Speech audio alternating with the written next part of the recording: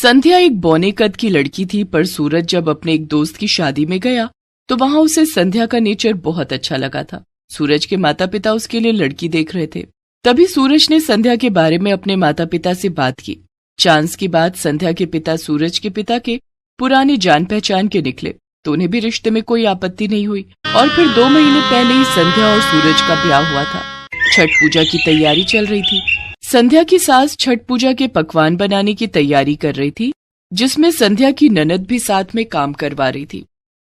सुनिए जी, माँ जी हमसे तो कोई काम करवा ही नहीं रही है। हमारा भी मन कर रहा है कि छठ पूजा में हम भी उनकी मदद करें।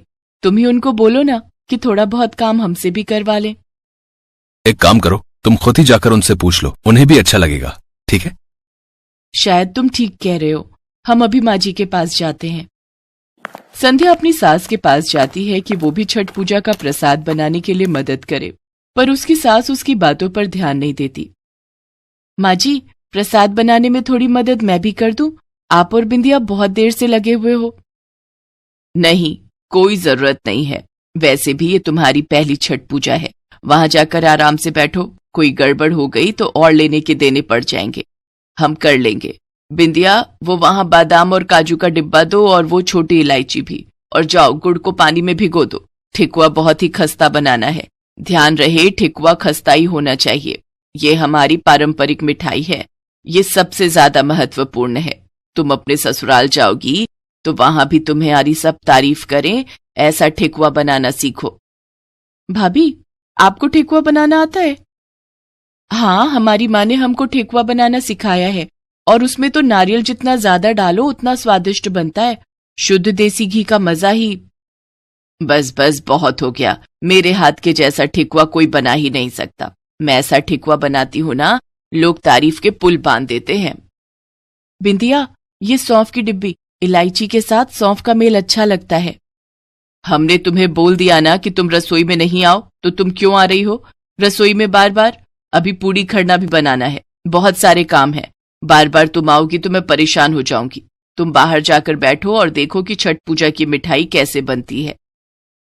संध्या फिर से बाहर जाकर बैठ जाती है। तभी बिंदिया का फोन बज जाता है और वो अपना फोन उठाने के लिए चली जाती है। संध्या की सास अलमारी में से आटे का डिब्बा उठा रही थी। पता नहीं बिंदिया कहाँ चली गई। नीचे रखे डिब्बे में आटा खत्म हो गया है। अब ऊपर से ही उतारना पड़ेगा। बिंदिया, ओ बिंदिया, जल्दी आ। देखिए, डिब्बा मेरे हाथ से गिर जाएगा। माँ जी लाइए, मैं पकड़ लेती हूँ। बिंदिया अंदर गई है। ले पकड़। संध्या की सास उसे आटे का डिब्बा पकड़ाने लगती है। डिब्बा भारी था। वो संध्या के हाथ से छूट जाता है। सारा आटा जमीन पर गिर जाता है। सत्यानाश हो, मैं तो भूल ही गई कि तू बौनी है। सारा आटा गिर गया। हमारे ही नसीब खोटे हैं जो बौनी बहू हमारे पल्ले पड़ी। सास की बातें संध्या के दिल को बहुत दुखाती हैं, पर वो कुछ भी नहीं बोली। इस बारे में सूरज और उसके पापा बिल्कुल भी नहीं जानते थे कि संध्या को ये सब सुनना पड़ा। ना ही संध्या किसी को इस बारे में बताती है। हालांकि संध्या थोड़ी उदास थी। अगली सुबह सब लोग घाट पर पूजा के लिए पहुंचते हैं। संध्या की सास घाट पर पूजा की तैयारी करती है। संध्या अभी घर पर ही थी क्योंकि उसे उठने में थोड़ी देर हो गई थी। उधर संध्या की सास घाट पर फिर से ताने देना शुरू हो गई। आपको पता है ना, बहू की ये पहली छठ पूजा है, फिर भी देखो समय से तैयार नहीं हुई, अभी तक नहीं आए हैं।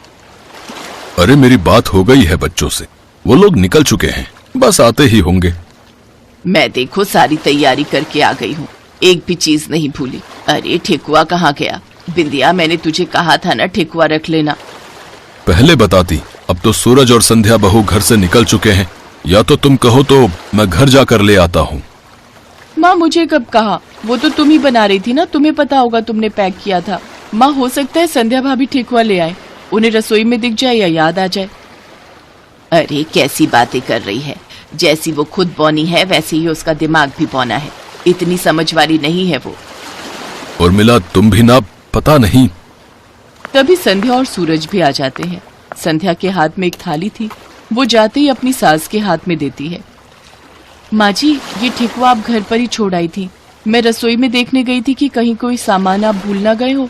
आप भी तो इतने दिन से लगे हुए हो छठ पूजा की तैयारी में, और फिर इतना सारा सामान आप अकेले ही ले आए। मुझे लगा रसोई में आते हुए एक बार देख लूं कि कहीं कुछ रह ना गया हो। तो देखा ठेकुआ वहीं रखा था। वो तो अच्छा है कि मेरी नजर पड़ गई। माँ जी, हम जानते हैं कि छठ पूजा में ठेकुआ मिठाई बहुत महत्व रखती है और बिना ठेकुआ की छठ पूजा पूरी कैसे होगी। भगवान सूर्यदेव को ये प्रसाद बहुत पसंद है, हमें अच्छे से पता है। चलिए माँ जी, पूजा करते हैं।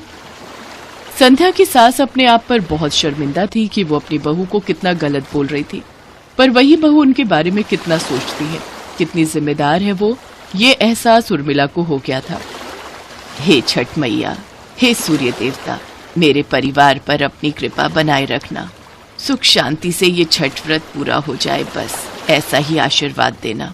मैं संध्या बहू को आज दिल से अपनी बहू मान रही हूँ। मेरी बहू बहुत अच्छी है, बहुत समझदार है।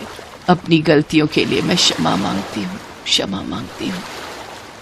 इसके बाद संध्या अपनी सास के साथ मिलकर सूर्य भगवान को अर्घ्य देती है और पूरे विधि विधान से मिलकर वो छठ पूजा करती है। उस दिन के बाद संध्या की सास ने उसे बात बात पर ताने देना छोड़ दिया और खूब प्रेम से रहने लगी।